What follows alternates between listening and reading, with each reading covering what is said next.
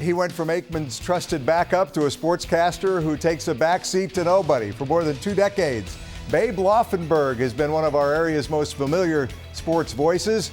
I'm not just saying that because Babe wrote this intro, but before you heard him every week on the radio and saw him on other unnamed TV stations, he was working with us right here at Fox 4. We'll do some reminiscing and some prognosticating, talking Cowboys and the NFL with the Bambino tonight on Sports Sunday.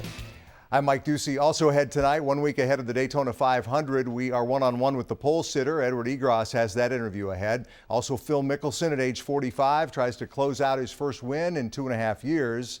That and what there might be worth showing from the NBA All-Star Game, it figures to be a short highlight. Let's put it that way. But first, chances are when you first became aware of Babe Laufenberg, he was number 15 for the Dallas Cowboys, backing up Aikman on Jimmy's first 2 Cowboys teams. And after an 8-year NFL career, the Bambino moved into broadcasting, where he's become best known as Brad Sham's broadcast partner on Dallas Cowboys radio broadcast for 23 seasons now, and somewhere along the way he reportedly was a lead sports anchor somewhere for a while too. That rumor has it anyway. And Babe Laufenberg is back tonight as our open mic guest on Sports Sunday. Welcome back to the Fox 4 studios. Thank you, Mike Doocy. Yeah, reports of my death have been greatly exaggerated, Mike. Can we start this off properly though? Because we go back, you look at all that video, and it's amazing.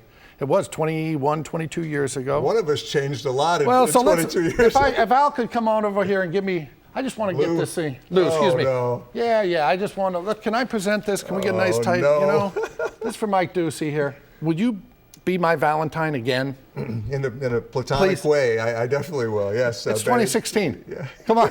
Doesn't have to, you know what I'm saying? Now, does Ruth watch the show? Does your wife watch the show? She says she does, but there's a chance she's asleep right now. Well, I don't want you to go home and just say, hey, Ruth, I bought you some nice chocolates. Think I can pull there we that go. off? We'll leave those right there. Yeah, we'll find out. Don't tell Ruth if she's not watching. Nobody else tell her. Well, thanks, babe. Yeah, you got it. We'll dig into these. You know my willpower. I won't get through the next 20 minutes without digging into those. I don't think you'll make it to the next segment. You know, you worked here, but before you, became the standard of Cowboys radio analysts, and you worked at CBS. You were here, kind of getting things started. Yeah. What do you remember most about those years when Doocy, the young guy, was working with the Bambino all the way back then? To be quite honest, it was always hard for me to concentrate because I saw your head of hair and I said, where do you buy that? Where do you get one of those? Because I didn't have it. Clearly I didn't have it. The other thing, I didn't have makeup. Look how shiny I am. And you always looked so great. And I realized later, you know what? That makeup stuff is the way to go. And you've learned there. But it was great. I will tell you this. As people probably can figure out here watching tonight, and people that know us know, I've always liked you. I've always respected the work you've done. I appreciate that. Tonight I respect the guests that you have. It's a good guest. And I always appreciated the kind of doors you opened for me with your obvious Cowboys connections early in my time here. Do you miss the grind of nightly sports anchoring? No. It didn't take you long, did it? No. You're supposed to say, well, I miss the relationships with the people. And well, all that kind of because stuff. I didn't have very good people over there at CBS, so I did not miss that. No, you know what I miss? I miss seeing Karen Borda. So as soon as Karen was sent down to mornings and not with me at 10 o'clock, I said, there's no reason to live. I might as well quit this job. And so that's basically what happened. No, I really do miss the people. I enjoy the work. I enjoyed TV. Might do it again. The right thing comes along.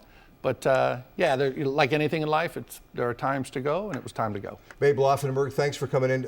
Just a few seconds left. Favorite event that you covered, most memorable event for you and all your time doing TV and radio here? Fun with the Stanley Cup, obviously, when the Stars won that. But it has to be Dirk and the Mavs winning that championship, and just knowing what he had been through, and even in that particular series with LeBron James and Dwayne Wade coughing in the hall. Gotta get these open. You gotta get these open. Stuck them out, throw them down. Throw them down. Like Cool Hand Luke with the eggs. Thanks for coming in. No, buddy. but the Dirk, you weren't happier for a guy than that guy. Go, come on, throw them down. Cool Hand Luke, let's go. All right. Hold it, come on. The great Babe Laufenberg. Come on, it's a Lucy episode. It's a Lucy episode. Hold on, who takes the full position?